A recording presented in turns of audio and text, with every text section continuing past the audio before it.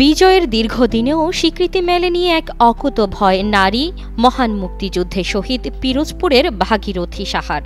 ১৯৭১-এর ১৩ই September মহকুমা শহরের কালো পিচ ঢালা পথে তার শরীরের ছোপ ছোপ রক্ত সেদিন এঁকে দিয়েছিল লাল সবুজের পতাকা। বাগেরহাট জেলার কচুয়া উপজেলার দেবীপুর গ্রামের মুড়ি বিক্রেতা বসন্ত সাহার ঘরে ১৯৪০ সালে ভাগীরথীর জন্ম।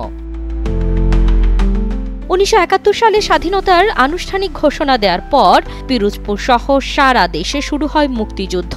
৪ মে পিরোজপুরে স্থানীয় রাজাকার ও মুসলিম লীগের সহযোগিতায় পাক বাহিনী নিরীহ মানুষ হত্যার সঙ্গে ঘরবাড়ি জ্বালিয়ে পুড়িয়ে ছাই করে দেয়। সে সময় নৌকায় চড়ে পিরোজপুর শহরে পাকিস্তানিদের ক্যাম্পে রান্নার কাজ করতেন ভাগীরথী। আমাদের এই সদর উপজেলারই বাগমারা গ্রামে তার বাড়ি।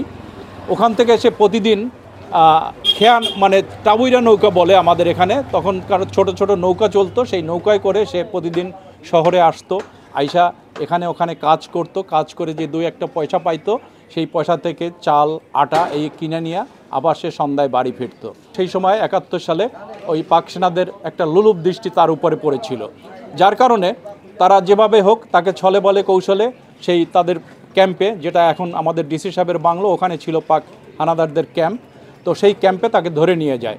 ওখানে তাকে প্রথমে রান্না করার জন্য লোক লাগবে এই প্রলোভন দিয়ে তাকে ওখানে নেওয়া হয়। পরবর্তীতে তার উপরে পাশবিক নির্যাতন চালানো হয়। এদিকে মহকুমা সদরের বাঘমারা সহ আশেপাশের গ্রামগুলোতে মুক্তিযোদ্ধাদের তৎপরতা ক্রমেই বাড়তে থাকে।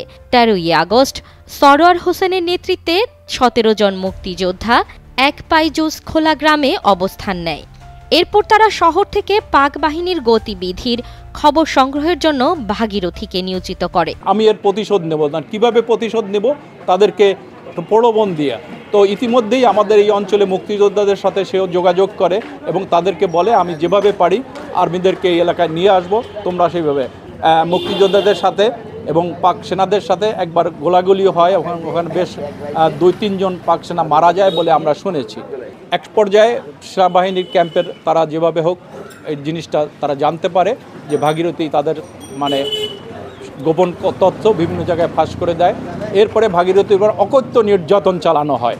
ওদের স্বপ্ন পূরণে পাশে থাকতে পেরে আমরা গর্বিত। ভাগীরথী পাক বাহিনীদের ক্যাম্পে আসে এবং মুক্তিযোদ্ধাদের অবস্থানের অসত্য তথ্য দিয়ে তাদের বিভ্রান্ত করার চেষ্টা করে।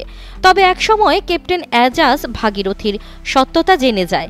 সে সময় ভাগীরথীকে হত্যার নির্দেশ দেয়। ভাগীরথীকে পাক আর্মিরা একটা মোটরসাইকেলের পেছনে বেঁধে পিরোজপুর শহরের প্রধান সড়ক ঘুরে বলেশ্বর খেয়াঘাটে নিয়ে গুলি করে নির্মমভাবে হত্যা করে। ১৩ তারিখে ভাগীরথীর উপর এত নির্যাতন, মানে তাকে বিকাল ৪টার দিকে ভাগীরথীর দুই হাত বেঁধে মোটরসাইকেলের পিছনে, এই যে আমার সামনে রাস্তা, এই রাস্তা থেকে মানে ওইখান থেকে স্কুলের সামনে থেকে রাস্তা দিয়ে এই রাস্তা থেকে তাকে নিয়ে ওইখান থেকে মানে সদর রোড দিয়ে নিয়ে কৃষ্ণচূড়া মোড় হয়ে একদম বলেশ্বর ঘাটে নিয়ে যায়। তখন ভাগীরথীর শরীরের কোনো চামড়া বলতে কিছু ছিল না, মাংস, রক্ত, রাস্তায় রাস্তায় থোক থোক রক্ত আমি নিজের চোখে দেখেছি। আমি এই ঘরেই আমি ছিলাম, এই ঘরে দাঁড়িয়ে আমি এইখানে দাঁড়ায় আমি দেখছি ছোপ ছোপ রক্ত তার শরীর দিয়ে চামড়া খুলে খুলে পড়তেছে, যে বিভৎস দৃশ্য এখন আমার চোখে বাজে। আমি তখন প্রায় ১৫ বছর বয়স আমার। প্রকৃতপক্ষে ভাগীরথী মুক্তিযোদ্ধাদেরকেও আর্মিদের চলাফেরা, কোথায় কি অপারেশন হবে, যতটুকু সে জানতো মুক্তিযোদ্ধাদেরকে সে খবর দিত। এই খবর যখন আর্মিরা জানতে পারে, পরবর্তী ভাগীরথীকে মোটরসাইকেলের পেছনে বেঁধে রাস্তায় টেনে হেসে তাকে হত্যা করে। মেজর এজাজ যেখানে থাকতো কোয়ার্টার, সেইখান থেকে তাকে একটা মোটরসাইকেলের পিছনে বাঁধার পরে হাত দুটো বেঁধে ওই মোটরসাইকেল স্পিডে চালিয়ে দেয়।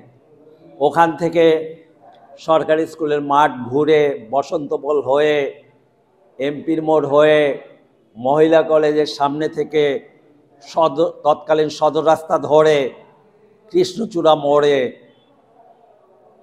আসে। সেখানে কিছু সময় আবার তাকে পিটায়, সে তখনও মরে নাই সেই কারণে।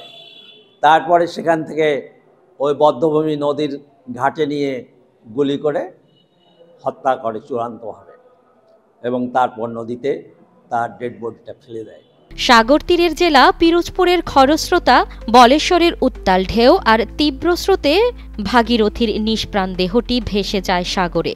দুটি অবুঝ শিশু সন্তান আর আত্মীয় স্বজনরা শেষবারের মতো দেখতেও পাননি তার প্রিয় বীর নারীটির মুখ। স্বাধীনতার 54 বছর কেটে গেলেও ভাগীরথী সাহার আজও নাম ওঠেনি বীরঙ্গনার খেতাবে।